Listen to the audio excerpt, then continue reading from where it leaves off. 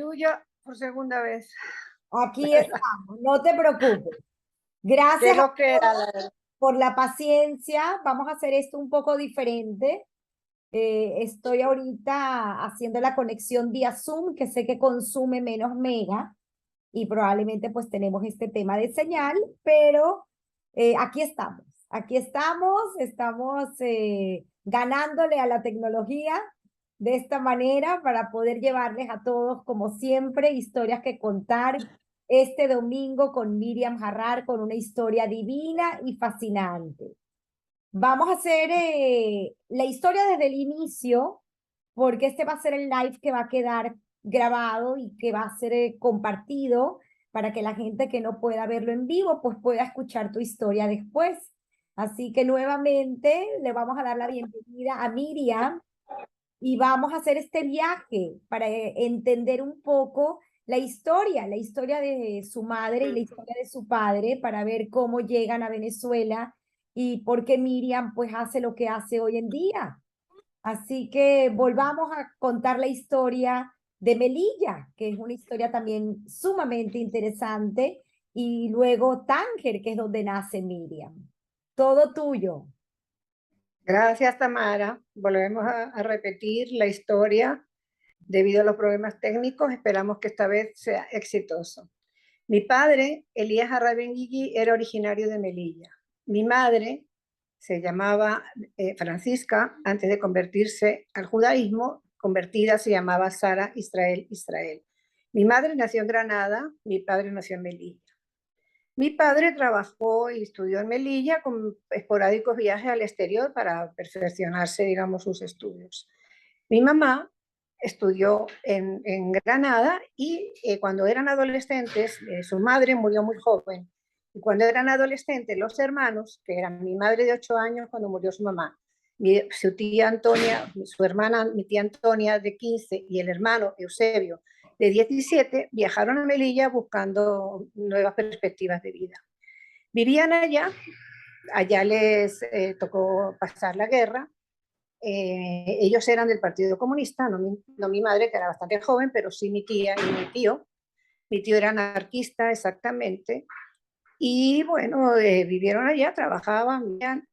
Mi madre empezó a trabajar como costurera en un estudio de bachillerato y cuando se graduó empezó a trabajar como costurera en un taller que tenían las hermanas que después fueron Vitán, o sea, Mercedes y Luisa, que fueron hasta el último día muy amigas tanto de mi mamá como de mi tía, que también era costurera, y trabajaban allá. Mi padre esporádicamente iba a Melilla porque trabajaba en Tánger, o sea, era administrador de una gasolinera.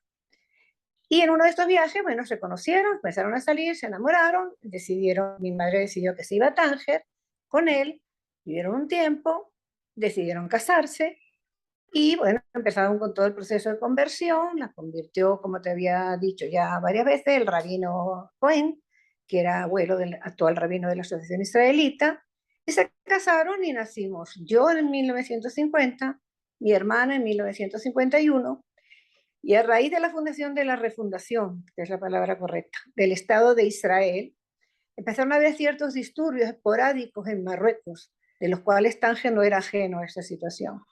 En uno de estos levantamientos que hubo muertos, mi papá se asustó y decidió que como ya mis tías y mi tía y mi tío vivían en Madrid y estaban bien establecidos, podrían irse donde ellos y establecerse en España.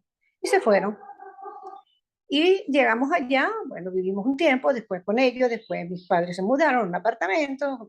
Mi papá enseguida empezó a prosperar porque mi papá era muy hábil, como todos los judíos sefardíes, donde los pusieran, él echaba para adelante rapidito. Bueno, y bueno, llegó una situación bastante buena económica, nació en 1963 mi hermano Marcos, y en 1953 mi hermano Marcos, y en 1958 mi hermana Raquel, Sigrón de Braja. Vivimos allá, mi padre había activado tenía algún tipo de expediente por la cuestión de la guerra, porque él había sido también de simpatía republicana. Algo no muy importante, no era tan importante como de mi tío, que estuvo buena parte de la guerra preso. te quería Si adelantar quieres, que perdón, no si te lo había. quieres podemos contar también cuando puedas, pero para no olvidarnos, esta historia fascinante de tu tío, porque es una historia de película. Habíamos Sí, sí, mencionado, sí, sí, sí, a eso iba, a eso iba. Mi tío y mi tía Antonia, de jovencitos, eran de los partidos, una comunista y la otra anarquista. Mi tío, que había tenido un puesto, digamos, tenía un papel bastante relevante políticamente, inmediatamente que surgió el golpe de Franco en 1936, el inicio de la guerra civil, tuvo auto de detención. Él pudo esconderse, así como tú estabas mencionando la película La frontera infinita, en una cosa similar, porque periódicamente incluso los vecinos se convertían, algunos vecinos que eran afectos a la falange, a Franco, al golpe, venían a revisar a ver si veían a alguien. En ese jóvenes que no lograron esconderse fallecieron, o sea, los fusilaron. Entre ellos, uno de los primeros caídos en esta guerra fue un señor Mafoda, judío de Melilla, cuyo hermano, José, había sido muy amigo de mis padres y yo lo llegué, tuve el privilegio de conocerlo aquí en Caracas y compartir con él los últimos años de su vida. Pasaron los años, se pasó un poco la atención y mis tíos y mi madre regresaron a Madrid, donde les gustaba vivir porque ellos eran españoles.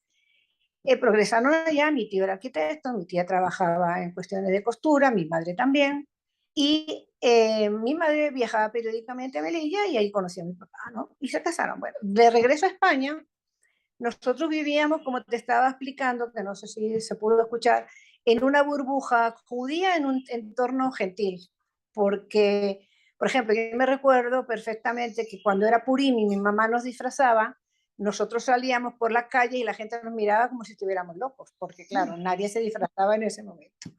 Pero bueno, nosotros seguíamos nuestras tradiciones y porque mi padre, no, sin ser ortodoxo, era bastante tradicional. O sea, a él le gustaban sus fiestas, siempre hacíamos pesas, hacíamos todo lo que se puede hacer y no íbamos a un colegio judío porque no había, simplemente. Pero mi papá, cuando nosotros empezamos a estudiar, yo te conté la otra vez que en España, desde que empieza uno bachillerato, en el ingreso ya te obligan a estudiar religión como una materia, que hay que rendir examen y todo. Entonces, él consiguió una excepción para no tener que nosotros viéramos religión y se la concedieron. O sea, y eso que era un país, tú sabes cómo era España, católico, ferviente, súper religioso. Bueno, allá vivimos en 1962 y hubo un cambio futuro de ministro del Interior. Y ahí en todo lo que había, todo lo que, cada vez que había un cambio de ministro del Interior, surgía automáticamente ciertas represiones, ¿no? O sea, se volvían a reabrir los expedientes, se volvían a abrir todas las personas que habían tenido algo que ver con la República y los volvían a encarcelar. Mi papá, que tenía miedo también de que eso ocurriera, era muy amigo de un alto oficial de la Guardia Civil, que era como la Guardia Nacional allá, y le avisó que el expediente de él estaba en revisión y que él había visto su nombre en posibles. Quizás no era porque lo de mi papá no había sido tan grave como lo de mi tío, o sea, no había sido dirigente político, digamos, de nombre, pero mi padre tuvo miedo. Entonces, él tenía un primo acá en Venezuela que se llamaba Ives Harrar, Sigourney Lebrajá, le escribió y le dijo, bueno, Elías, vente. Ese vino, pero en ese momento hubo un cambio de política y no se pudo venir directamente. Entonces nos fuimos a Colombia con la idea de venir a Venezuela lo más pronto posible. Él estuvo un tiempo acá, después fuimos todos a Colombia, vivimos en Colombia como 9 meses. Y en ese tiempo yo tenía 12 años, ya en Venezuela, en España se empezaba el bachillerato con muy jóvenes, con 9 años. Y yo ya había terminado ya tercer año de bachillerato. Llegué acá con Alicia, después de Colombia, llegamos acá y tuvimos que hacer todos los exámenes del Consejo Técnico porque como. Miriam, te voy a interrumpir ahí un momento porque hay partes de tu historia que me llaman muchísimo la atención y creo que vale bien la pena mencionar, porque esos 8 meses en Colombia, claro, no los podían inscribir en la escuela porque tenían No, ese viaje a Venezuela, pero fueron de oyentes. A veces íbamos de oyente, a veces íbamos al club y nos quedábamos escuchando también allá. No, no era nada formal, porque tampoco lo solicitamos, porque no tenía sentido. O sea, teníamos siempre el pensamiento de venir a Venezuela y no sabíamos si era un mes, 2 meses, 3 meses. O sea, estábamos como en una burbuja de stand-by esperando. O sea, no pudimos hacer nada formal con respecto a nuestra continuación de estudios, no, porque no valía la pena y no sabíamos los tiempos. De Colombia yo tengo, ¿sabes?, el recuerdo de lo que es el paso de Europa al trópico, ¿no? O sea, los zancudos, el calor en la costa, el frío en Bogotá. O sea, fue una época, la verdad que no tengo muchos recuerdos, digamos, importantes de esa época. Sé que vivíamos tranquilamente ahí esperando que mi padre se vino, estábamos esperando que mi padre nos pudiera pedir, nos pidió, nos vinimos y nada más. O sea, cuando llegamos acá, bueno, la situación no era fácil porque mi papá, y ni para nosotros tampoco, porque de tener una excelente situación económica en Madrid, donde mi papá tenía 2 joyerías y teníamos todo lo que necesitábamos, llegamos acá a empezar de cero. O sea, Claro. 4 hijos, una persona que no tenía grandes medios para traerse y lo que pudo traerse lo gastó rapidísimo. Entonces, bueno, mi mamá se puso a trabajar no me acuerdo cómo se llamaba la empresa, de modelista, que es lo que se usaba aquí, como modelista, los que hacían los modelos de los vestidos y eso. Y mi papá se puso a trabajar como viajero. O sea, compró un Mercedes, que los carros, para él era fanático de los Mercedes. Todos los carros que tuvo en su vida eran Mercedes. Entonces se compró su carro y trabajaba como agente viajero por todo Occidente y venía con periodicidad. Y bueno, empezamos el bachillerato, nosotros nos hicieron a las dos comenzar segundo año, porque en España se estudiaba en bachillerato francés, pero no se estudiaba inglés, y claro, no sabíamos una palabra de inglés. Y por supuesto no habíamos estudiado nunca ni cívica, ni historia de Venezuela, ni las cosas que se estudian aquí en bachillerato. Bueno, pero como nosotros éramos buenas alumnas, no tuvimos ningún problema. Fuimos al consejo técnico, presentamos eso, tuvimos una ayuda de un amigo que era profesor y tanto de inglés, como otro amigo de inglés, un amigo de mis padres, un profesor de historia universal, que era buenísimo también. Y bueno, entramos en el colegio. Y hicimos Claro, pero me bachillerato. interesa, Miriam, entender por qué esa separación de los hermanos, de dos, haber ido tú con Alicia al Colegio América y Ajá. Marcos y Raquel entraron en el Moral y Luces. ¿Qué fue lo que pasó? Bueno, sí, la verdad que la separación, digamos, no fue imputable a nosotros. Mi padre, cuando llegó, mi madre querían que estudiáramos en el colegio judío.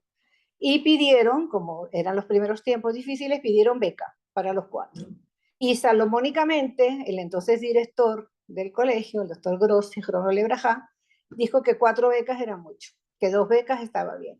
Wow. Y como en Morelos se estudiaba hebreo, bueno, ellos decidieron, bueno, estas niñas ya son un poco grandecitas, mejor que los que son más pequeños, que tenían 6 y 9 años en ese tiempo, que empiecen desde cero a estudiar hebreo. Y nosotros nos fuimos al Colegio América. De hecho, mi mamá, te diré que era muy liberal, quería ponernos en el Colegio Carlos Zulet, que quedaba muy cerca de mi casa también, que era un liceo, ¿no? Ya en ese tiempo los liceos eran buenos colegios. Pero mi papá no quiso, no, no, no, ahí no, ahí va todo el mundo, ustedes van a un colegio. Bueno, fuimos al Colegio América y bueno, yo te comenté la otra vez cuando hablamos informalmente que como toda persona, uno de los mejores recuerdos de su vida es el colegio. Claro. Y bueno, allá nos graduamos, estudiábamos las dos muy bien, estudiamos chévere, todo iba muy bien. Y automáticamente que apenas llegamos a Venezuela, empezamos a activar Alicia, Marcos y yo, bueno, Marcos como Janij, y nosotras dos al principio como Janijot y después como Madrijot en el Maccabi Atzair. Y de ese tiempo, Tamara, también conservo mis mejores amigas, mis mejores recuerdos, mis mejores vivencias y mis mejores maneras de ver la vida. Porque el joven que se educa en un movimiento juvenil es distinto al joven que está, digamos, fuera de esa ideología y no tiene necesariamente, Maccabi Hatzair era sionista, no tiene necesariamente que ser sionista, sino algo, digamos, que tienes otros valores, o sea, que no te centras en las tonterías que se suelen centrar los adolescentes. Y eso yo lo veo incluso ahorita. que se sigue ocurriendo. Los jóvenes que activan en un movimiento juvenil se forman diferentes, con otros valores quizás. Bueno, a nosotros nos fue muy bien. Yo siempre me quise ir a Israel. Cuando yo me gradué de bachillerato, yo estaba clara que quería estudiar en Israel. Mis padres, por supuesto, no querían.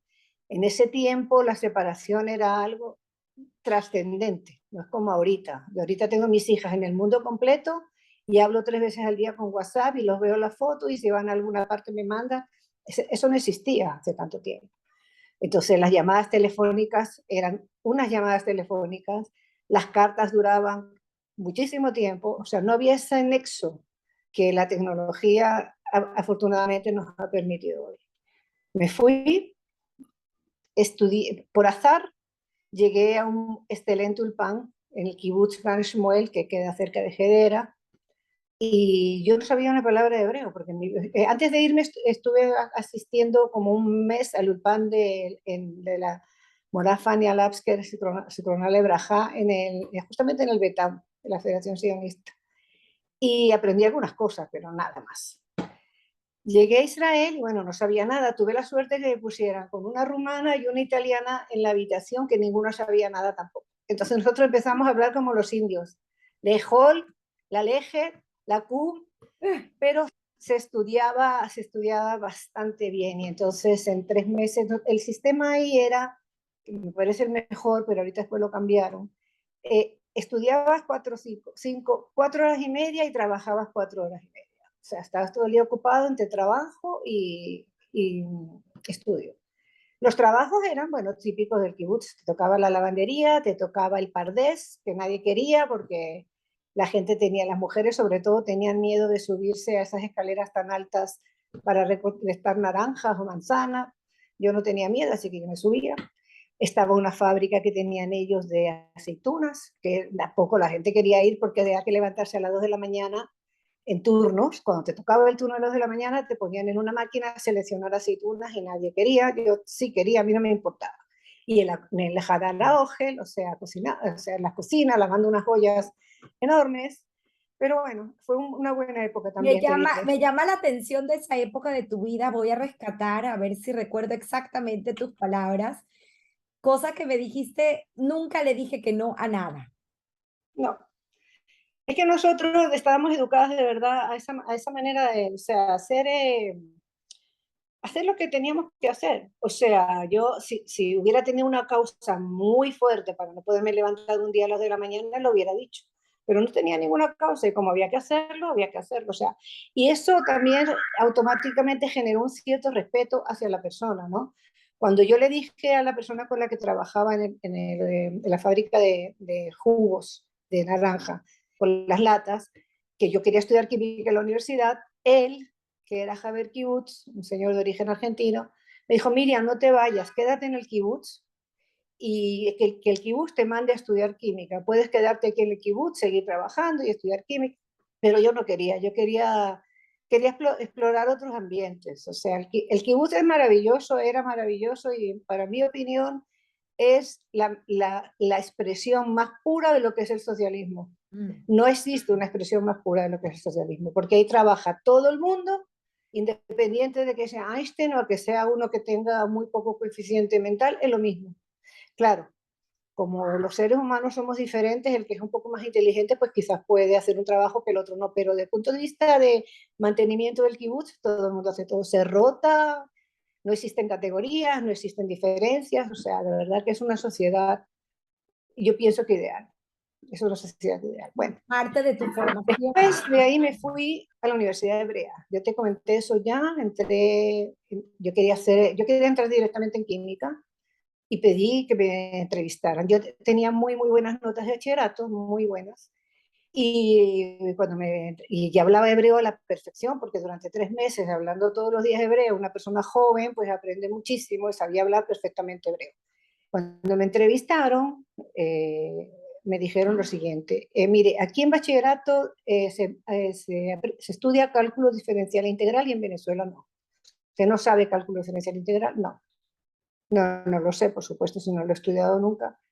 Y sus conocimientos en hebreo vemos que son amplios, pero no sabemos si usted estaría capacitada para hacer un análisis de un texto, de una novela en hebreo. Déjeme, probablemente no, porque para tener el idioma, para poder hacer un cálculo de ese calibre, hace falta estudiar mucho más.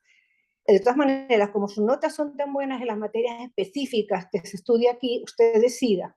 Si usted se atreve a comenzar y por su cuenta estudiar cálculo diferencial integral, que lo va a necesitar inmediatamente, está aceptada. Y si no, hace la Mejina. Yo le dije que lo iba a pensar y yo me sentía capacitada de aprender cálculo diferencial integral sola. La verdad que eso no era para mí problema. Pero todos mis amigos que ya había hecho en el donde yo vivía, que vivía en el Ara Sofim, en el Monte Scopus, en los, ¿sabes? Unas cabañas que creo que ya las demolieron, que se llaman Srifim, porque estaban construyendo la Universidad del Ara Sofim, estaba muy incipiente, había algunos edificios, pero todavía no estaban habitados. Entonces todas mis amigas iban a hacer la Mejina y yo dije, no, me lo voy a tomar con La calma, voy a Mejina hacer es el curso, el propedéutico, ¿no? curso Preparatorio. preparatorio para entrar a la universidad. El quien pasa la Mejina con buenas notas entra a la universidad, el que no, pues no entra. Bueno, y así fue, empecé la Mejina, llegó julio de 1970 y mi mamá, que en paz descanse, decidió que iba a ir a España con los dos hermanos menores, porque Alicia, ya, mi hermana, ya estaba en la Simón Bolívar, Marcos en las vacaciones, y nos íbamos a ver allá en casa de mi tía. Me fui, como Antes se de va eso, uno de ella, Miriam, quiero que nos menciones tus amigas, estas amigas que hasta el día de hoy aún tienes del Ulpan. de las amigas que yo conservo hasta ahora del Pan Kibbutz, que la he seguido, hace tiempo que no hablo con ella, son dos muchachas que eran de la India, Sara Dokarkar y Nora Dokarkar, que nos hicimos íntimas amigas, y una amiga de italiana que compartía conmigo habitación, Denise, Denise Cohen se llamaba ella. Esa no, hace tiempo que no sé nada de ella. Esas amigas, bueno, la vida de un joven en cualquier parte es buena, o sea, es animada. Y además el kibutz tenía muchas cosas, había cine, había discotecas, había piscina, había salida, eras libre, o sea, tú cumplías con tu horario de trabajo y tu estudio y el resto del día era para ti. Y cuando uno es joven y no tiene ninguna obligación, pues el día es muy largo y se hacen muchas cosas. O sea, éramos íntimas amigas, de verdad. Fue un tiempo hermoso. En Qué la, bonito, aparte la cultura, porque te pregunté sí, sí, yo a le tu pedía que cámara. me prestaran. Sí, pedía que me prestaran el sarí de ellas y yo me lo ponía y ellas me ponían con pega aquí, ¿sabes? Lo que se pone las que se ponen aquí. Pero eso no se podía porque eso suponía que la persona ya estaba comprometida. Entonces me lo ponían a escondidas porque si el papá nos veía se enfadaba. El papá era un señor de la India, claro, era un señor de la India que hablaba perfecto inglés, la mamá también, era gente, digamos, de cierto nivel cultural, pero no dejaban de ser así bastante tradicionales. Bueno, en Increíble. ese tiempo, en la Mejinada también me hice muchos amigos, especialmente Tzvi, que es brasilero, y Oscar Catán, que vino a Venezuela después y también lo pude tratar, que era uruguayo, y varios israelíes también. Porque existe la creencia de que de repente un latino le cuesta mucho trabajo, que los israelíes son muy cerrados, pero eso es un mito también. O sea, si tú estudias con una persona y hablas con una persona, no importa, y eres joven, no importa que la persona sea de donde sea, o sea, tú creas vínculos automáticamente. Y como vivíamos todos igual, yo tenía dos compañeras rusas, tenía dos compañeras inglesas que me invitaban a tomar el té todos los días religiosamente, y compartía habitación con una brasilera, o sea, era un crisol de comunidades. Aparte, yo tenía allá mis tíos, yo tenía los hermanos de mi padre, vivían allá, ya fallecidos, y ellos vivían en Kiryat Gat, y yo cuando Por tenía cierto, me están preguntando aquí, Karen Harrar, dice, señora Miriam, ¿usted tiene algún parentesco con Moisés Harrar y su esposa Nelly? Ellos eran los padres de André, Daniel, Yves, Fabien, Jean-Pierre, Monique y Claude Harrar. claro, claro que tengo parentesco. Mi papá el abuelo, o sea, mi abuelo paterno era hermano de Moisés Harrar y Romulo Braja. Y Bes Harrar, que es el hijo de uno de los hijos de este Moisés, que para descanse, fue la persona que nos trajo a Venezuela, o sea, y él era primo hermano de mi papá. O sea, claro que tengo, todos los Arrar somos familia, todos. Lo que pasa que, bueno, la gente también se separa en el tiempo, pero yo tengo muy buenos recuerdos tanto de mi tío, del tío de mi papá Moisito, como de la mamá se llamaba Lulú, la esposa se llamaba Lulú, y John Pierre, que para descanse, Claude, que lo veo ahorita y no, creo que no me reconoce, y ves que lo conocí, y a la esposa Clarita también. Qué Sí, bonito, sí, ujú, qué sí, bonitas tengo que... historias. Es familia. Son familia, aunque uno no se vea mucho, pero siguen siendo familia, esa es la realidad. Bueno, Bueno, continuando con esta vamos, bellísima historia, pues Israel es una parte importante en tu vida y pues obviamente tu idea siempre fue estudiar en la Universidad Hebrea de Jerusalén química. sí, yo soy sionista y sigo siendo sionista y mi esposo no te cuento, mi esposo es sionista hasta la médula, Alberto Guerra. Sí, he creído, siempre creo que la mejor manera de vivir un judío es en Israel. Eso es lo que pienso. Pienso que es una manera más, es la única manera en que tú te sientes completamente parte de todo. Tú puedes ser buen americano y identificarte y todo lo que tú quieras. Tú puedes ser buen venezolano y admirar este país que tanto te dio, que tanto quieres, por el que tanto trabajaste, por el que está enterrado tu papá, como en mi caso.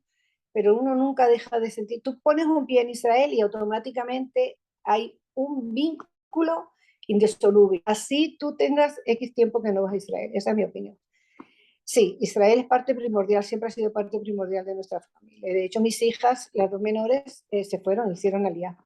Después la vida la llevó por otros derroteros, pero Claro. una todavía sigue allá, o sea, Así y al como ver, pasa contigo, ¿no? Que pasa sí, este viaje que haces a Madrid y que cambia la historia de tu vida. sí, ese es un punto de inflexión en mi vida, como ya comentamos. Yo me fui, mi mamá estaba de vacaciones, yo en ese tiempo no había ningún medio de comunicarse diariamente, o sea, yo había hablado con ella, estaba en Madrid con mis hermanos menores. 1970, para poner en contexto. En 1970 exactamente, julio de 1970. Llegué a Madrid, me estaban esperando en el aeropuerto mis tíos, o sea, mi tío y mi tía, y me dijeron que mi mamá estaba hospitalizada en terapia intensiva. Había tenido una hemiplegia, ella era diabética, tenía 47 años, estaba en estado crítico, no me querían dejar entrar a verla, como yo siempre he tenido un carácter fuerte, exigí que me dejaran entrar a verla, entré a verla, la toqué y le dije, mamá, soy yo, y mi mamá reaccionó. No había reaccionado hasta ese momento. Ella me reconoció y reaccionó. Bueno, mi mamá salió de allá, o sea, vivimos en casa de mi tía, fue una entrada y salida del hospital, nunca fue la misma, nunca fue la misma. O sea, tenía una vida, vivió después 2 años hasta que falleció en marzo Pero del lo 2009. interesante es que tú dejaste tus cosas en Israel, en el cuarto Todo, que compartías sí, con tu roommate sí, sí, y nunca volviste. Estuviste 2 nunca años volví. en Madrid cuidando a tu madre. Exactamente. Nunca volví, nunca podía volver y cuando pude volver, que murió mi mamá, no quería ya volver. Quería regresar a Venezuela para estar con mi padre y mis hermanos, que me necesitaban, especialmente la menor.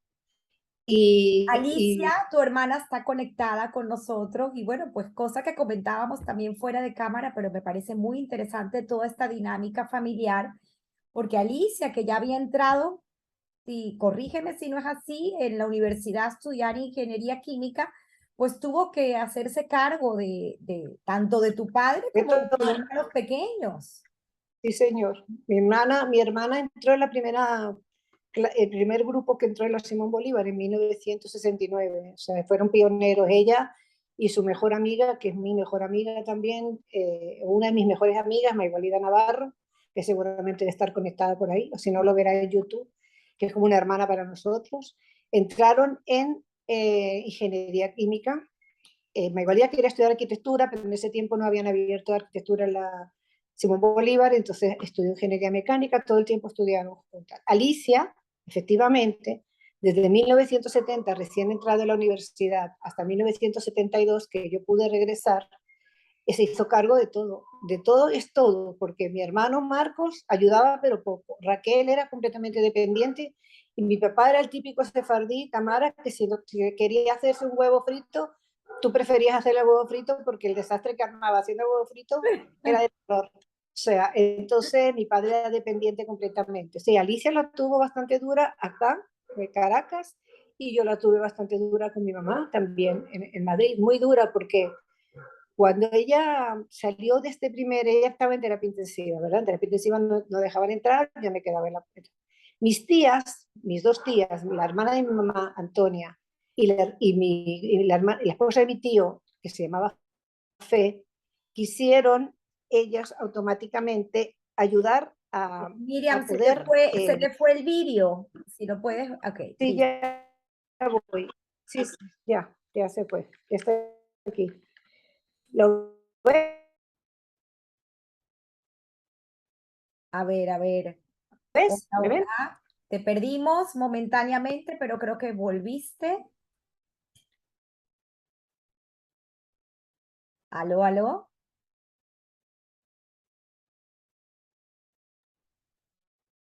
Hoy la tecnología no está de nuestro lado. No, no, la verdad que yo creo que el problema lo tengo yo, no la tecnología. Sinceramente, espérate a ver si logro arreglar esto. No te preocupes, Miriam. Es que es fascinante la historia. Aparte, otra de las cosas que te contabas para retomar es el hecho de estas habilidades adquiridas en casa, esa dinámica familiar donde tu madre desde pequeños, porque también incluido tu hermano, los enseñó a hacer labores y tareas en la casa. Todos tenían que colaborar. Sí, ¿me escuchas ahora? ¿Me ves? Perfecto, ya Ok. retomado. Sí, sí, mi mamá tenía la filosofía de que las mujeres deberíamos de ser integrales, o sea, por supuesto estudiar y etcétera, etcétera, todo eso, ella era muy dada a que fuéramos profesionales y mi papá también, pero que teníamos que saber hacer las cosas de la casa. Entonces ella salomónicamente determinó, cuando éramos muy jóvenes, o sea, tendríamos 12 y 13 años, algo así, que en época de vacaciones, cada día una iba a cocinar. Y nosotros no sabíamos hacer absolutamente nada porque nunca habíamos practicado. Entonces ella decía a mi hermana, Alicia, aquí está la receta de las papas con carne, por ejemplo. Compra todo lo que necesitas y cocina. Y así hacíamos un día ella, un día yo, un día ella, un día yo, y aprendimos a cocinar. Y bueno, eso es una suerte. Y además ayudábamos todo en la casa. O sea, había temporadas que había una persona que venía a ayudar una vez por semana, pero el resto de los días había. Y mi mamá era fanática de la limpieza. Entonces ahí no se podía dejar ni un papelito fuera de su lugar. Entonces, bueno, gracias a eso aprendimos a hacer todo, hacer todo. Y eso creo que es una cosa importante de explicarle a una persona, varón o hembra, lo que sea, porque igual tienen que, digamos, ser autosuficientes. O sea, cuando los chamos se Totalmente. van a los college, si no saben hacer nada, la pasan negras. O sea, si saben hacer algo, por lo menos es más suave. Bueno. Esos son los skills que vamos adquiriendo en nuestra juventud. Sí, la forma de ver la vida, o sea, la forma de ver la vida. Mi mamá era una mujer muy estoica, o sea, mi mamá venía de una familia que eran muy unidos, unidísimos, y unos se protegían a los otros así como muy unidos. Y si había que hacer algo, cualquiera de los tres lo hacía antes que para que nosotros no lo hicieran. Y esa mentalidad creo que permeó en nuestra formación. Y hasta el día de hoy nosotros somos muy unidos, todos los hermanos son muy unidos. No digo que nosotros somos más unidos que todos los hermanos, nosotros somos muy unidos, o sea, mis hijas y las hijas y los hijos de Alicia se criaron juntos, o sea, éramos prácticamente cinco hijos acá, 5 hijos allá. Eso es importante, creo. Y Qué así he educado yo. qué bonitas historias. Llegas entonces a Venezuela y también hay otro incidente importante que vale la pena mencionar contando la historia de tu padre. Tu padre no llega a ir al entierro de tu madre en España. No podía, ni siquiera cuando se enfermó pudo ir, él tenía abierto el expediente, no sabíamos si eso, no querían preguntar si eso había, de repente pienso yo que había pasado tanto tiempo que ya de repente eso no aplicaba, pero no podías arriesgarte.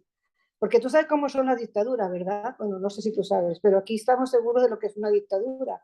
Ahí no hay derechos, ¿entiendes? Entonces, si llega una persona y el que está arbitrariamente decide que tiene que ir a la cárcel, va a la cárcel. Entonces, era mucho el riesgo. Entonces mi papá, al entierro de mi madre, que en paz descanse, cuando falleció en marzo de 1972, vino mi hermano para decir el Cádiz, nos ayudó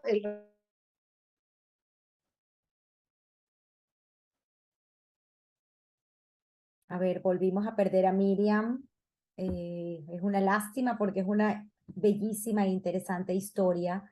Vamos a esperar que se vuelva a conectar y la verdad que es tanta enseñanza y tanta humildad en sus palabras y tanto aprendizaje que creo que, como dije, vale bien la pena escucharla. Así que vamos a ver qué fue lo que sucedió.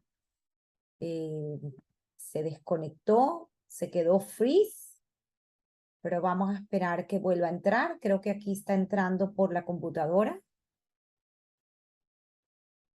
Eh, Ahí lo vamos a lograr. Aquí estás, Miriam, otra vez.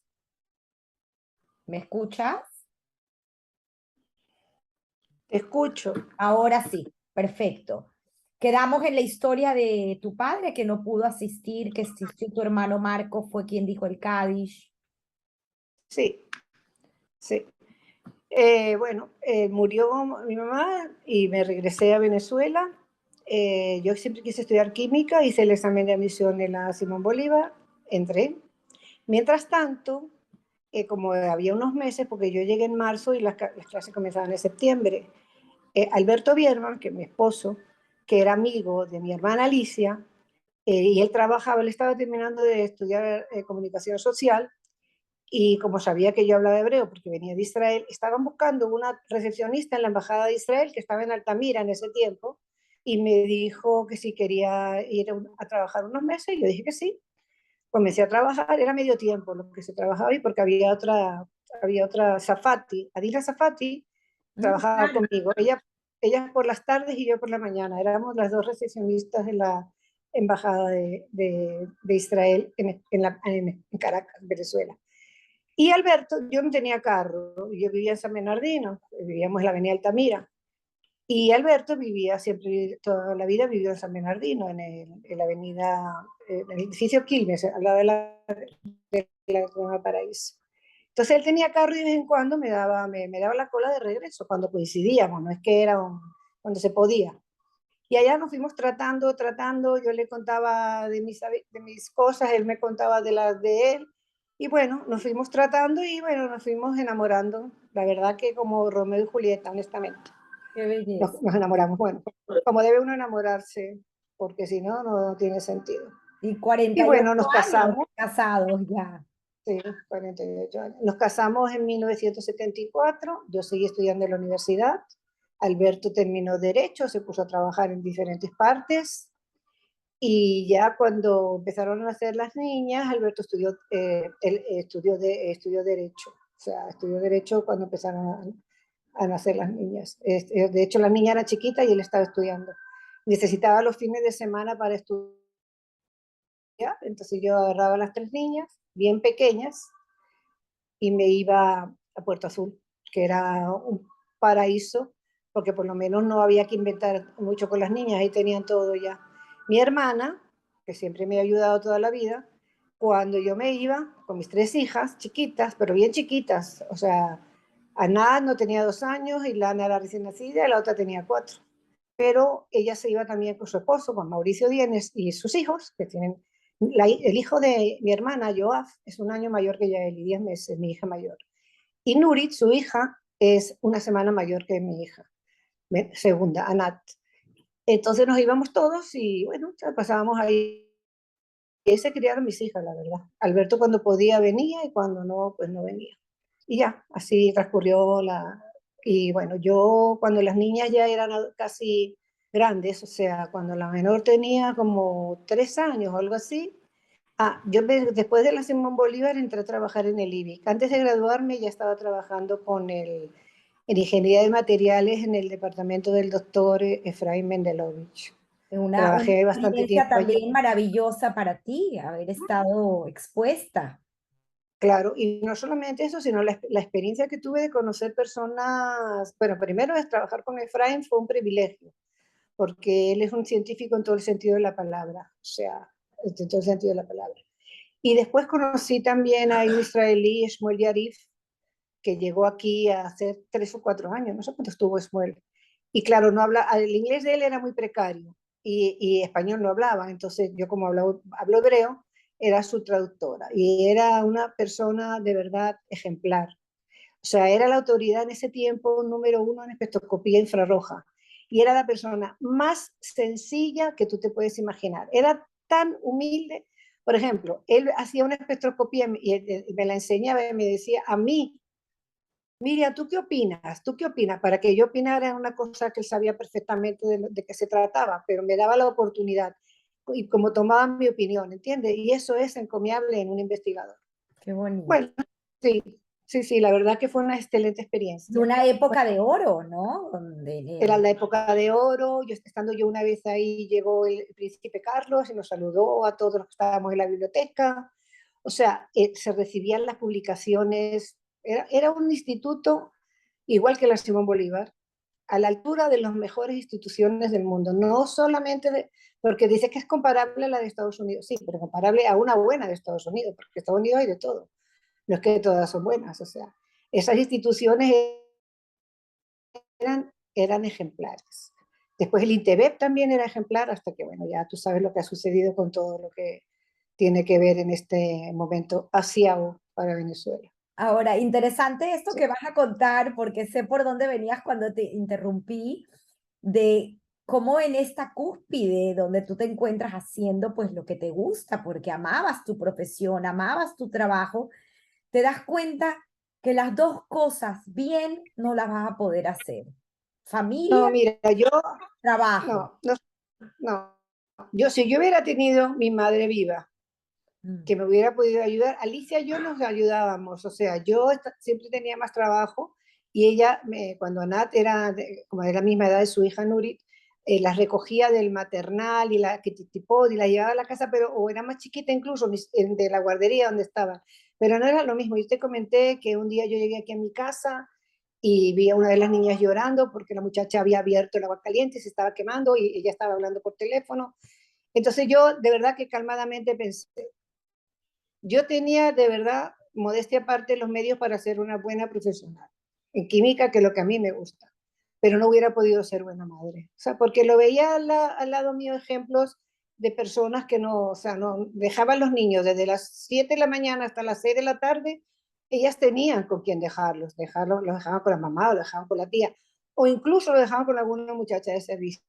Yo no tuve esa filosofía de vida. A mis hijas no, yo no quería que las criara nadie sino yo. Y de hecho eso fue lo que hice. O sea, mi esposo y yo criamos a nuestras hijas a nuestra manera. O sea, claro que con ayuda siempre, pero ellas se criaron con nosotros.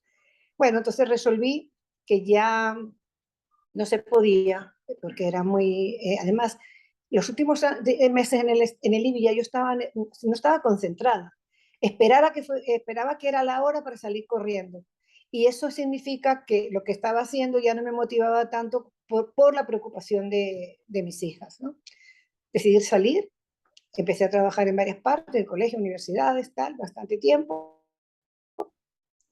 Y bueno, así fue transcurriendo el tiempo. Cuando ya mis hijas tenían 8, 10 años, 12 años, algo así, decidí que como tenía un tiempo libre, de lo que me permitía mi trabajo, iba a hacer cosas que a mí ahora me interesaban. O sea, yo siempre fui una lectora voraz. O sea, desde muy pequeña yo leía, mi madre también era así, y teníamos una biblioteca enorme, grandísima, y yo me metía a la biblioteca, incluso leía cosas que mi mamá no me dejaba, pero yo las leía igualito.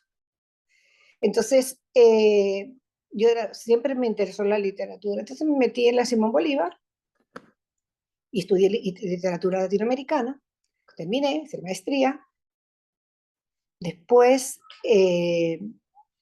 más adelante, empecé a estudiar filosofía porque a mí siempre me ha interesado saber qué es lo que hacemos en este mundo, de dónde venimos y a dónde vamos. No lo tengo muy claro todavía. Entonces, no sé si hay algún sentido que se pueda rescatar de todo eso. Pero bueno, estudié filosofía, que también me interesó muchísimo. Como yo no soy egresada en filosofía, la maestría de la Simón Bolívar son 2 años para los que son filósofos, pero para los que no, como en mi caso, son 5. O sea que pasé 5 años ahí fajada estudiando filosofía, pero me alegra porque aprendí muchísimas cosas. Y Y luego estoy además, diciendo aquí, literatura, hiciste primero filosofía y luego literatura. no, primero literatura y después filosofía. Literatura latinoamericana y después filosofía. Y Wow. bueno, sí, ¿Y bueno. cómo entras en este mundo de llevar el Instituto de Estudios Sefardíes? Te invitan luego a entrar en ISEG. Si quieres, vamos a entrar un poco en ese tema, porque pues obviamente hoy en día Miriam es conocida como una persona importante dentro del mundo sefardí y además perteneces a una Bueno, de las instituciones con carácter internacional, que es FESALA. eh, yo primero empecé en el Instituto Superior de Estudios Judaicos. Se había ido una persona y necesitaban a alguien que, que reuniera el perfil. El perfil es que fuera judía, que hablara hebreo y que tuviera, digamos, cierta base cultural. ¿Okay? El Instituto Superior de Estudios Judaicos es una institución de larga trayectoria en el país. O sea, primero está escrita en la Federación Sionista de Venezuela. Primero existía el SIDJU, con personas muy prominentes. Y después del SIDJU dio paso al ISEG. En el ISEG había, necesitaban eso, una persona con la cultura más o menos suficiente para poder continuar con la labor de difusión y esclarecimiento y todo lo que hace un instituto.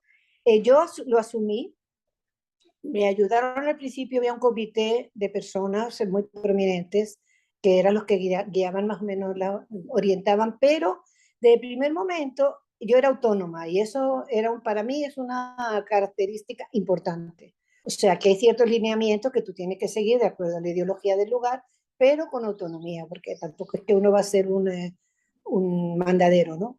¿Entiendes? O sea, yo exigí y bueno, inmediatamente eso, o sea, no hubo ningún problema en ese sentido. En ese momento estaba en el comité directivo Arián Becker, que para descanse, Zichrono de Brajá, Moisés Garzón, Zichrono de Brajá, Abraham Levy, Isaac Cherem, o sea, personas que tenían una gran cultura y una gran trayectoria y podían aportar. E inmediatamente que surgió el ISEG empezó, digamos, a activar más de lo que antes activaba. No solamente dentro de la comunidad judía, y eso es un aporte que yo pienso que es importante, sino se abrió en general, lo cual no fue fácil, porque nosotros los judíos para abrirnos nos cuesta. No a nosotros como punto de vista personal, pero sí a las instituciones. O sea, eso mismo me apareció después cuando fui presidente del Centro de Estudios Sefardí de Caracas, que ahí me costó más todavía abrirme. Bueno, empecé en el Instituto Superior de Estudios Judaicos, Moisés Garzón, que es el coronel de Brajá, era una de las personas que me orientaba, y un día en una reunión, yo tenía ya unos años trabajando en el ISEG, me dijo, Miriam, ¿a ti no te gustaría participar en el Centro de Estudios Sefardíes de Caracas de la asociación? Y yo dije, bueno, yo la verdad, Moisés, de cultura judía no sé mucho, y de cultura judía sefardí menos. Pero bueno, si quieres puedo probar. Bueno, pero como tú tienes trato con las universidades, me dijo Moisés, quizás tú puedas hacer un vínculo entre el centro y las universidades. Y bueno, eso sí, perfecto, porque de verdad, si hay algo que yo tengo es trato con las universidades. Entonces me pusieron como asesor académico del Centro de Estudios Sefardíes. Y al año, en ese tiempo era presidente Amran Cohen, así como no le Brajá. Y bueno, inmediatamente empezamos a activar. Tocaba buscar un presidente y yo pienso que, no sé, de Moisés Garzón, que era fundador del Centro de Estudios Sefardíes, fundador de la revista Maguel, fundador de muchísimas cosas allá, eh, resolvió que yo de repente podría hacer un buen papel ahí. Yo al principio no quería, la verdad, porque no quería asumir esa responsabilidad, pero dije, bueno, voy a probar. Y si no, me vuelvo a mi trabajo y que elijan otro presidente. O sea, me voy a consejero académico, que eso sí me gusta. Pero bueno, formamos un grupo bastante consolidado hasta el día de hoy. Puedo decirlo con bastante orgullo, que hemos trabajado arduamente por la comunidad judía sefardí, arduamente, y hemos abierto la cultura sefardí a todos los ámbitos, algo que antes no existía. Me explico. Antes eran muy locales las actividades, ¿okay? Se invitaba a la comunidad sefardí, a la comunidad judía y hasta ahí. Nosotros nos abrimos por completo, nos abrimos a las universidades, reactivamos una cátedra que estaba en papel, que se había firmado hacía muchísimo tiempo entre la Universidad Central y la Asociación Israelita, en donde estaba a disposición de la asociación dictar una cátedra en la universidad como una electiva adscrita a cualquier facultad. La reactivamos y tuvimos esa cátedra asociada a la Escuela de Literatura, de Humanidades, no porque quisiéramos asociarla ahí, sino porque teníamos muy buena relación con María del Pilar Puy, que era la directora, hasta que lo tomó de cuna, y nos dio las puertas abiertas, pero en esa cátedra se podía inscribir cualquier persona de economía, de ingeniería, de medicina, de lo que sea. Y bueno, se inscribieron y fue muy exitosa esa ya que estaba poniendo.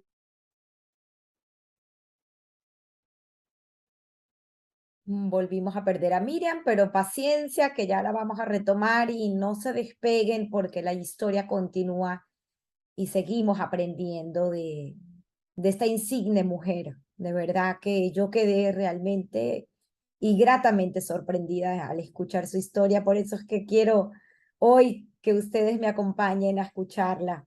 Vamos a ver nuevamente, seguramente se va a desconectar y va a volver a entrar. Hoy, en definitiva, segura que es Mercurio retrógrado, pero hemos podido, pues, eh, alivianar todas estas dificultades y poder de esta forma, a mí ya la mano se me cansó porque estoy deteniendo el teléfono a la pantalla de Zoom, pero ya entró Miriam acá, pero estoy segura que todos estarán muy gratamente eh, beneficiados, pues, de esta historia. Miriam se está conectando. Y aquí estamos de nuevo, Miriam. Qué increíble, Tamara. Nunca en mi vida se había ido tantas veces la internet como hoy. No sé, No pasa nada. debe haber algún antisemita metido por ahí en los cables, algo así. La única explicación. La única explicación. Aquí Bueno, estamos. entonces las cátedras, como te estaba contando, estaban adscritas a cualquier facultad, o sea, cualquier materia. Entonces se inscribían ingenieros, se inscribían historiadores, y de esa época de la Universidad Central, que después por la pandemia se tuvo que parar, hemos hecho un grupo de venezolanos, muchos de origen chavistas, para hablar detenidamente, o de origen de simpatías izquierdistas, completamente cuadrados al lado de la comunidad judía. Y eso creo que es importante, o sea, que tú logras llegar a un ámbito rodeado de personas que quizás en su vida habían visto un judío y que estaban influenciados por todo lo que se puede haber dicho mal de la comunidad judía y que hoy son simpatizantes.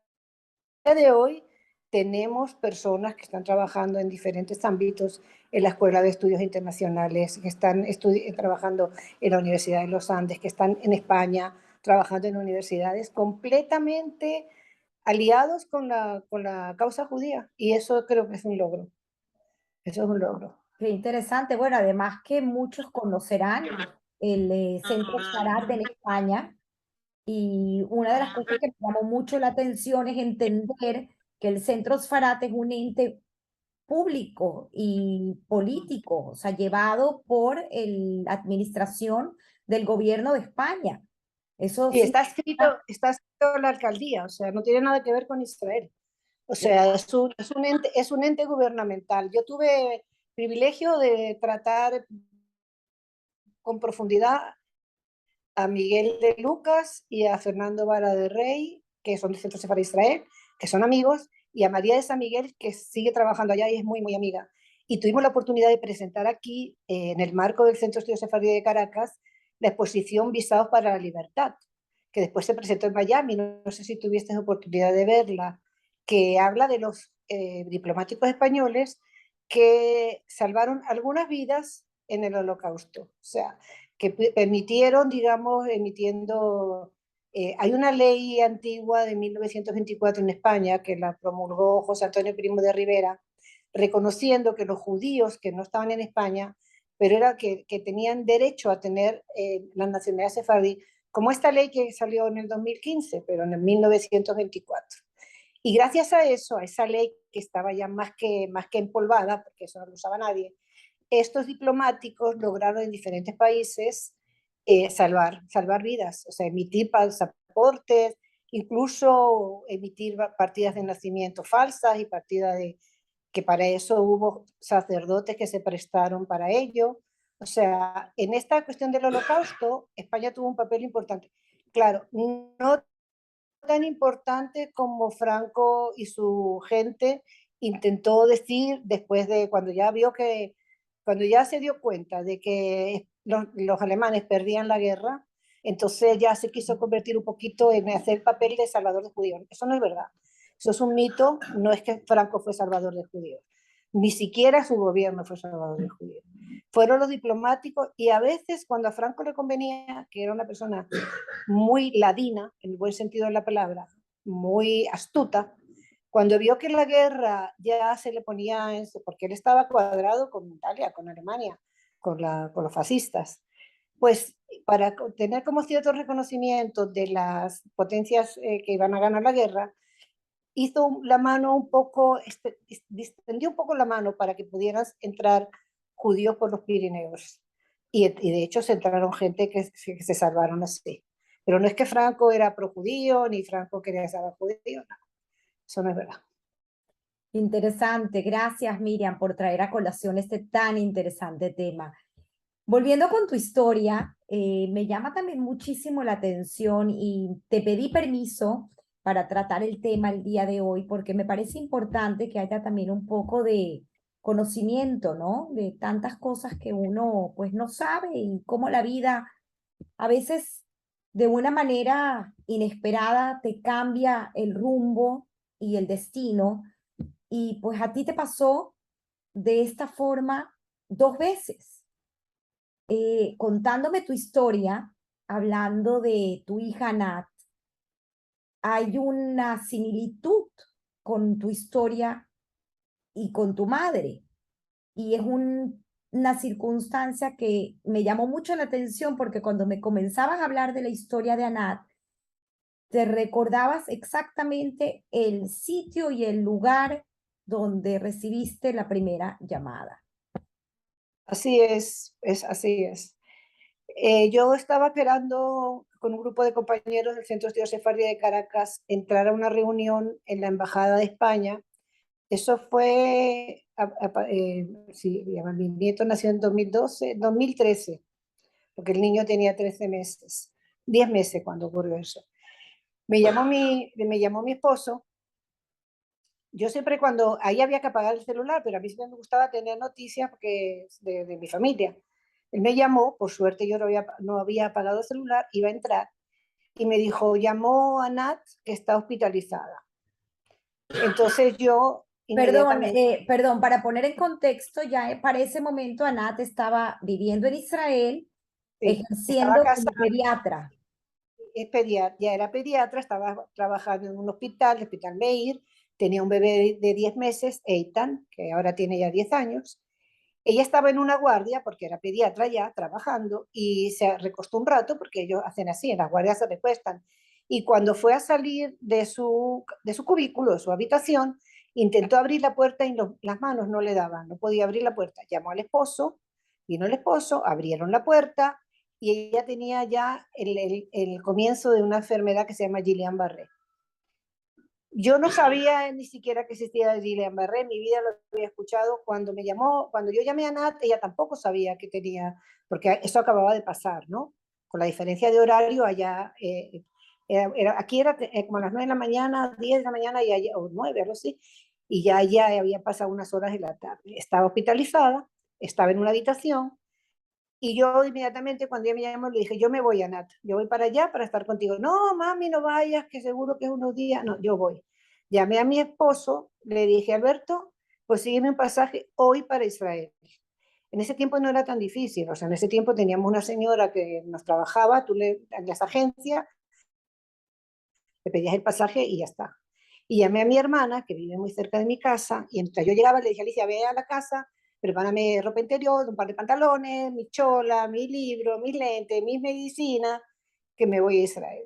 Y bueno, así fue. Me fui a Israel A las 10 me llamaron, 9:30, a la 1 estábamos en el aeropuerto y a las 3 me fui vía Italia a Israel. Cuando llegué, me recibió mi hija Diana, que también vivía en Israel, con su hijo que tenía meses, que es Liam, que tiene ahorita 9 años, y me recibió en el aeropuerto y yo vi en la cara, ya yo tenía presentimiento, yo te lo comenté eso, que yo no creo en esas cuestiones, de verdad que no creo en nada esotérico ni nada de eso, me parece que son puro cuento chino.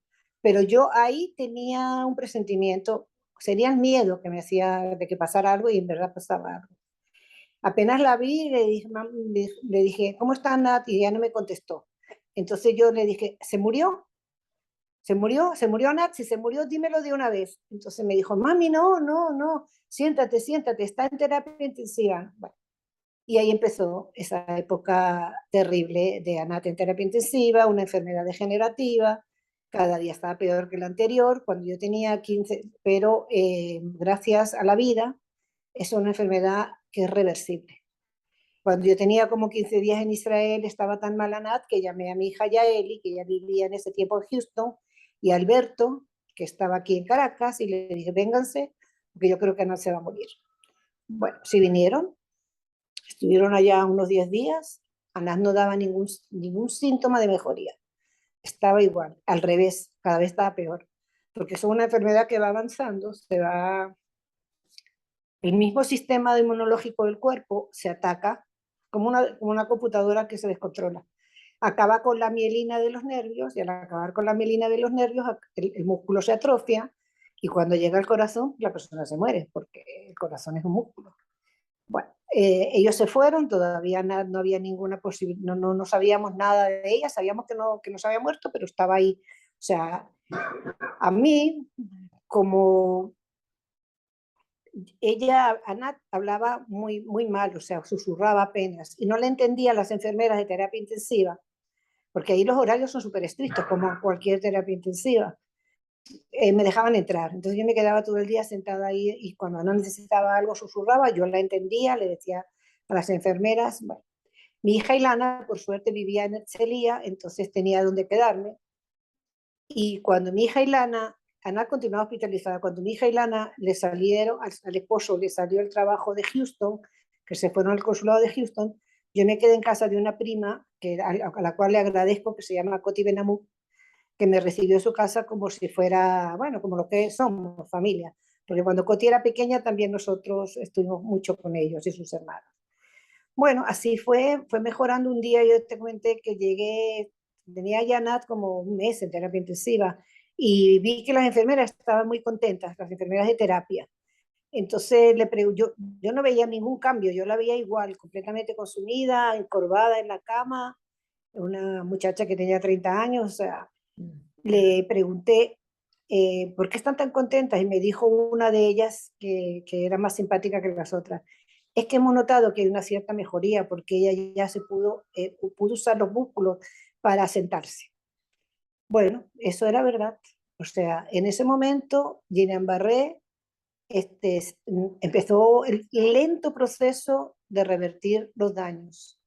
Ese lento proceso duró un año, el año completo que me quedé yo, más un tiempo después. Cuando yo me fui, me regresé porque ya tenía que regresarme.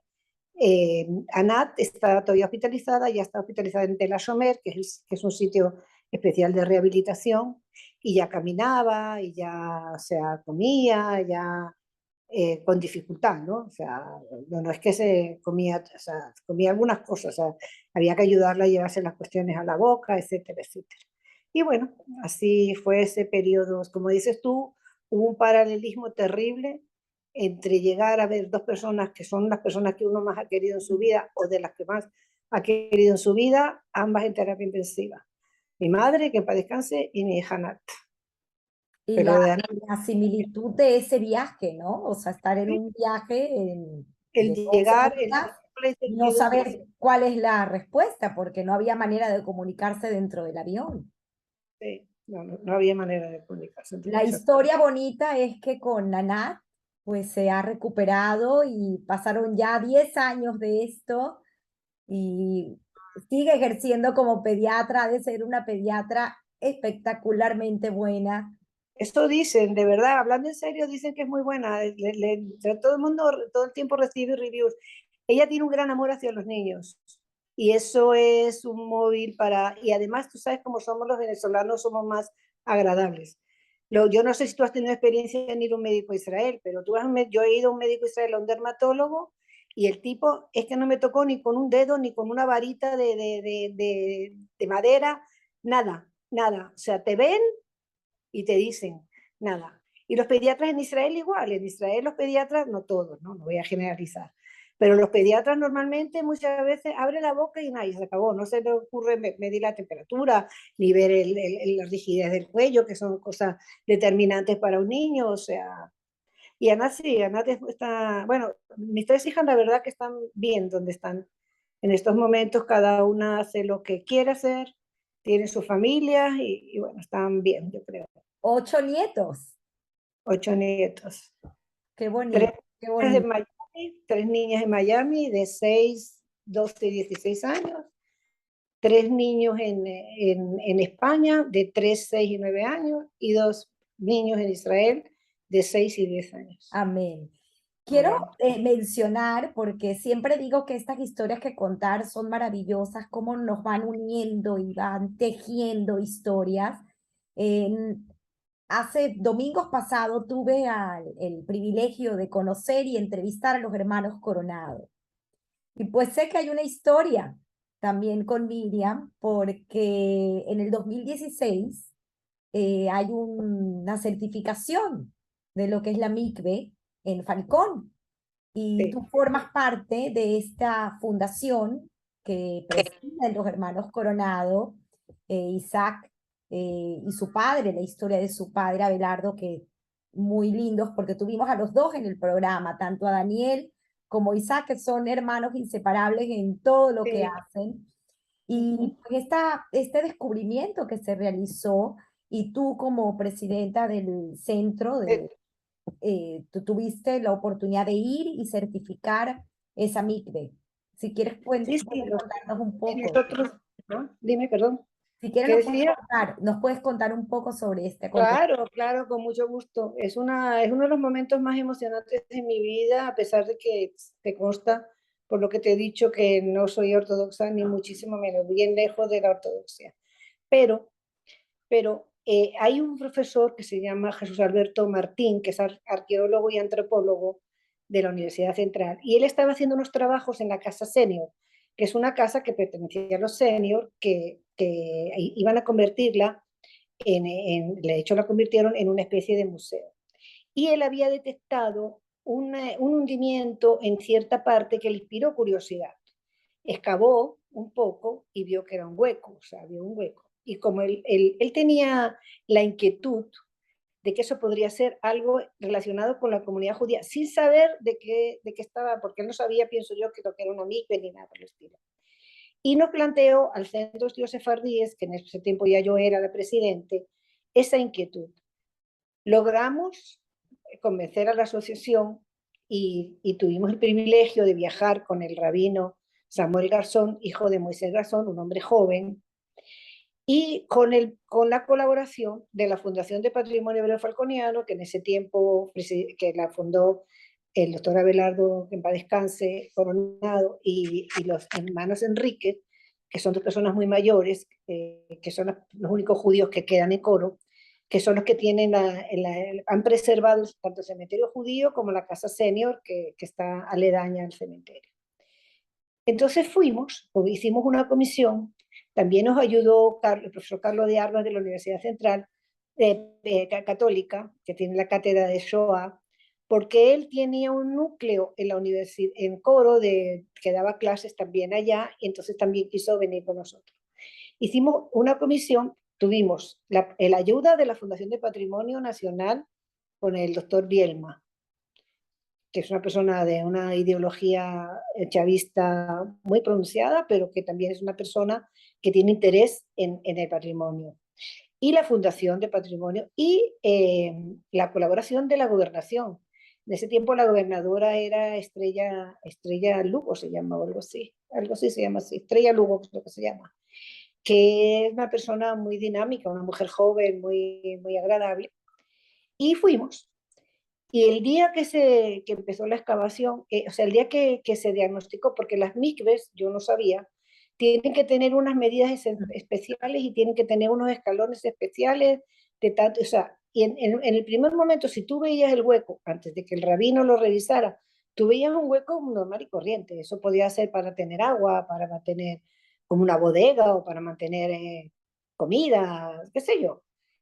Sin embargo, él entró, miró, estuvo un rato midiendo y cuando salió había bastantes personas, periodistas y todo, y estaba el centro de estudios casi completo allá, y personas de la gobernación y de la fundación, que nos recibieron. El viaje fue patrocinado por la Fundación de Patrimonio Hebreo Falconiano, eso hay que aclararlo, y nos recibieron allá como reyes, esa es la realidad.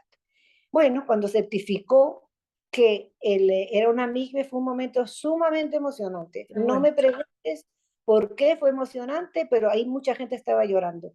Wow. Fue, sí, sí, fue un momento emocionante. ¿Sabes por qué? También, después lo pensé en retrospectiva, porque modificó un poco la historia de los primeros habitantes de Coro, judíos, porque tú sabes que los judíos de Coro vinieron de Curazao, en su mayor parte. Se creía que todos eran más o menos, que no eran ortodoxos, que eran tradicionales, pero que no tenían, pero el hecho de que haya una mikve implica que no es así, que por lo menos algunas familias eran ortodoxas. Y eso modificó un poco la historia de la comunidad judía de Coro. Y eso fue un momento importante en la vida de nosotros, la verdad. Sinceramente te lo digo, fue importante. Qué bonita historia, de verdad me emociona, se me hace chinita la piel cada vez que la escucho, porque en definitiva algo místico debe tener y estar presente ahí, pues más aún, ¿no? En ese momento tan, tan importante y tan especial, y sobre No, todo para nosotros.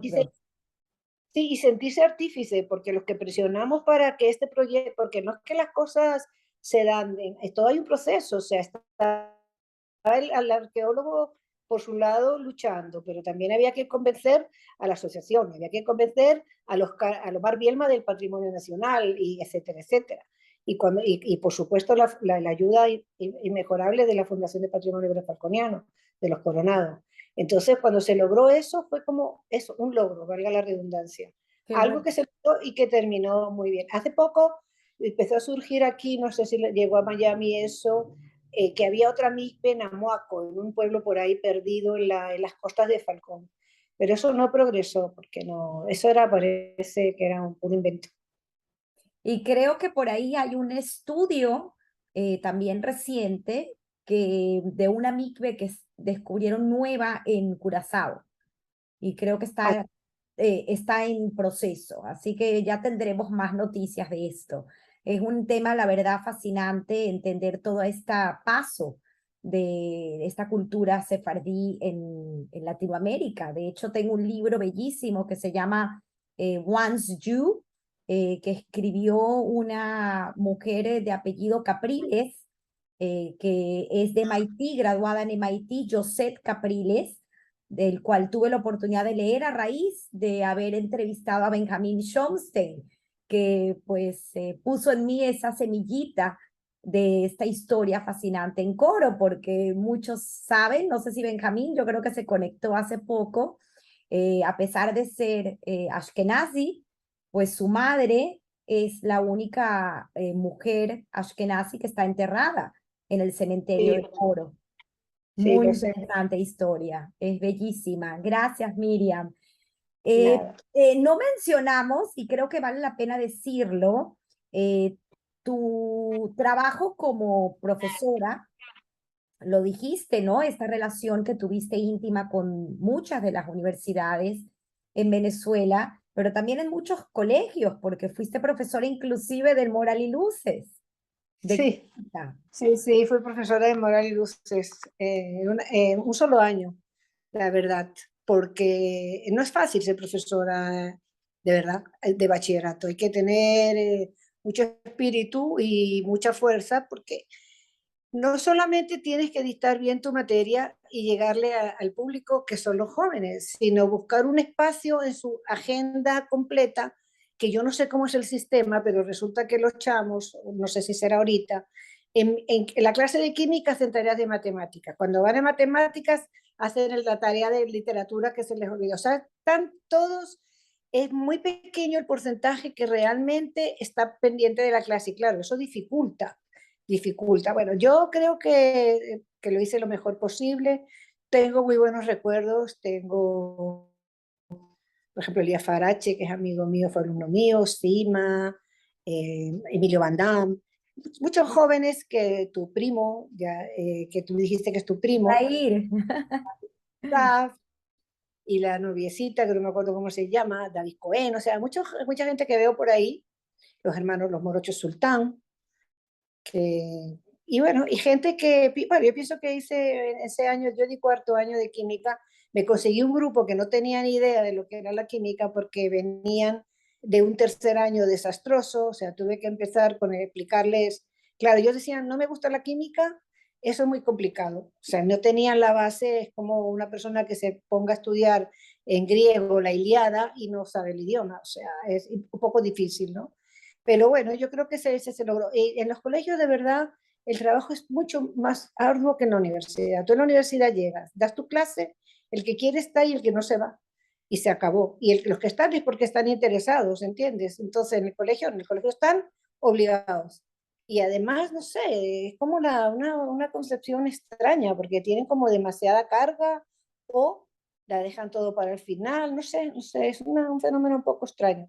No sé cómo esté ahora, porque eso ya hace mucho tiempo, pero de verdad, pero igual siempre es agradable. Yo me acuerdo una vez en hebreo, en el Moral y Luces, que llego a un examen, ¿no? De química. Esa era la otra, que se copiaban los exámenes de una barbaridad, pero yo, que no, hacía 4 exámenes distintos, que ellos no estaban acostumbrados a eso. O sea, era prácticamente imposible comunicarte porque nadie de tu alrededor tenía tu examen, empezando por ahí. Pero llego a un salón, veo un examen y veo el pizarrón y veo escrito en hebreo cantidad de cosas de química.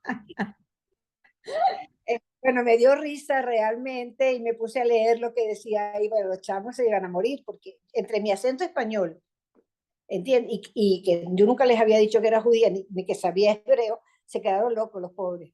Pero bueno, otra vez del colegio, que es que la inventaban todo. En ese tiempo se hacían los exámenes con esténciles, ¿no? Claro. ¿Sabes?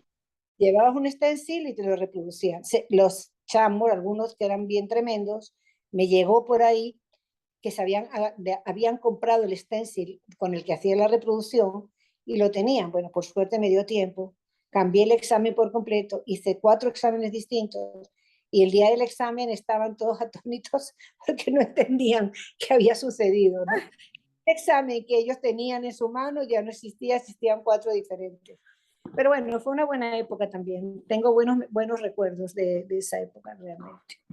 Me llama mucho la atención porque otra de las cosas, ya para ir cerrando, pero me parece fascinante, lo repito, esta conversación contigo porque eres una mujer de mucho análisis y con mucha enseñanza. Y creo que, repito, el que tuvo el privilegio de estar en el live vivo y el que podrá verla después, estoy segura que podrá llevarse tantas lecciones de vida.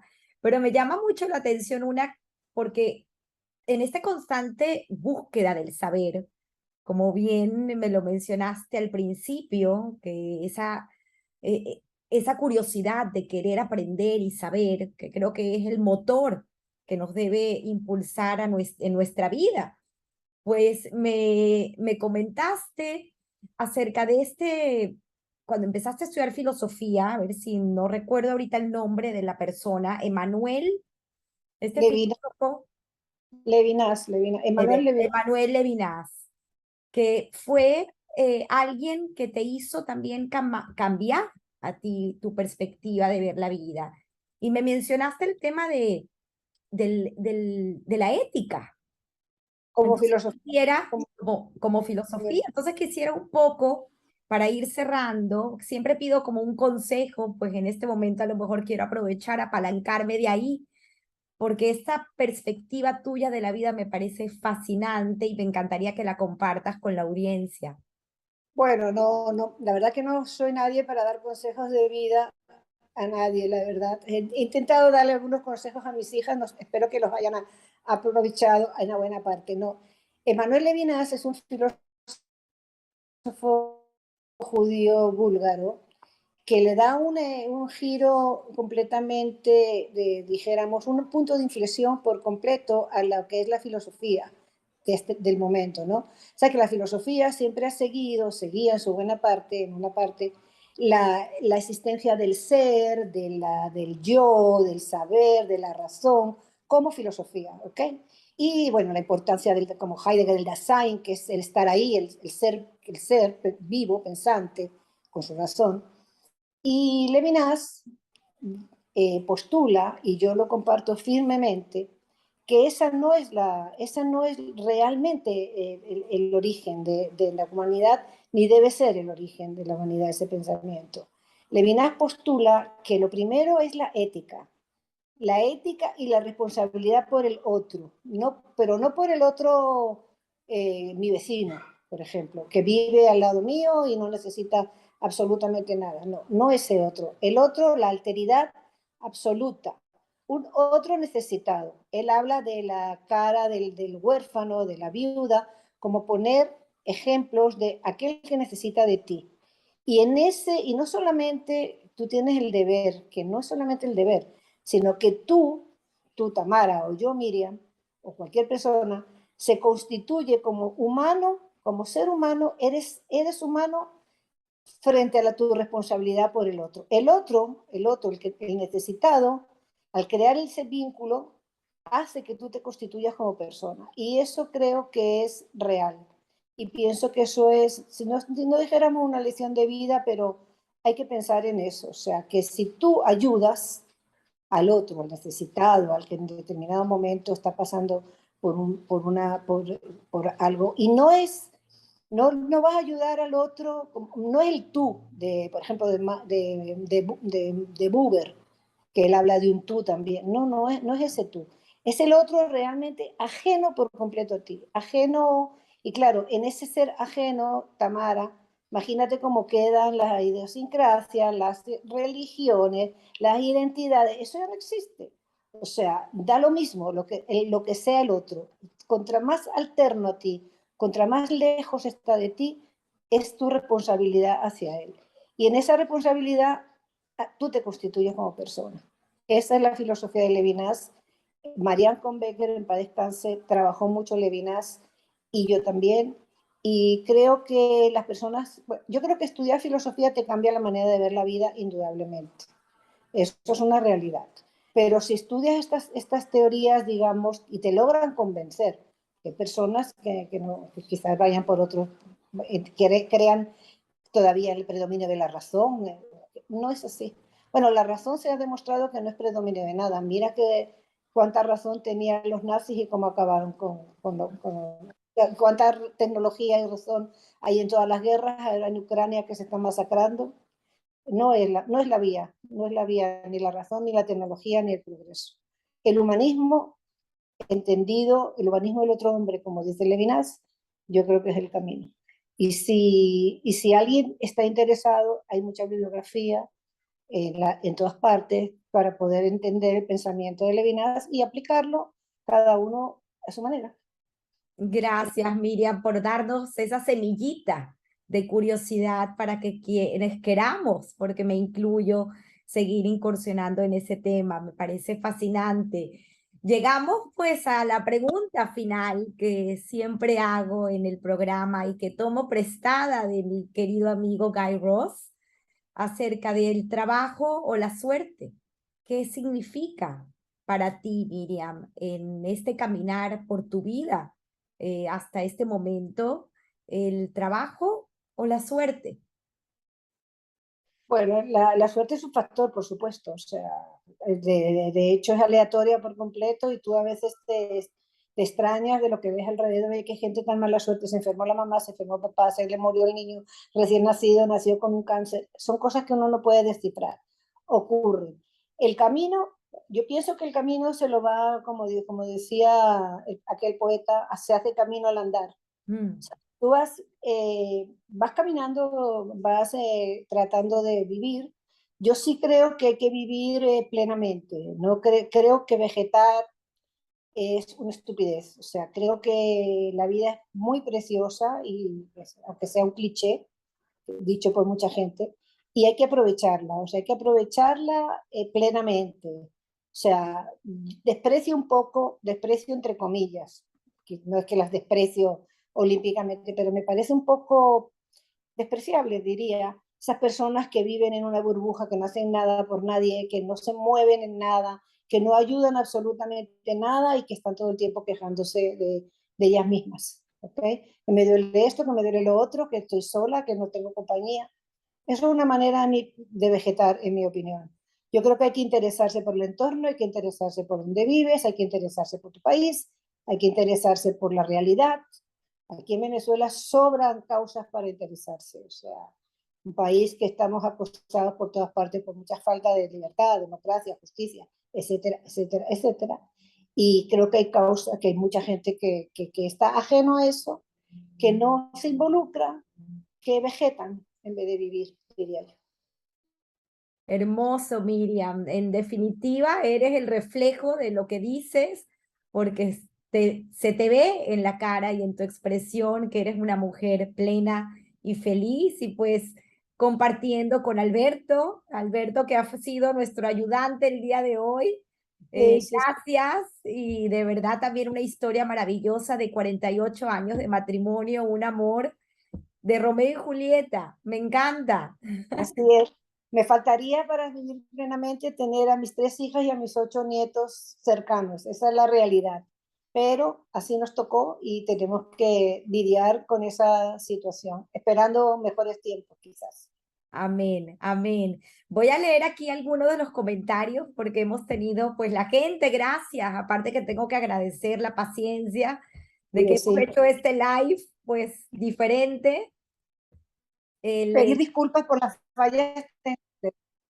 nada que pedir disculpas. Además que Miriam tiene una hija, creo que es Gilana, que estudió ingeniería en telecomunicaciones.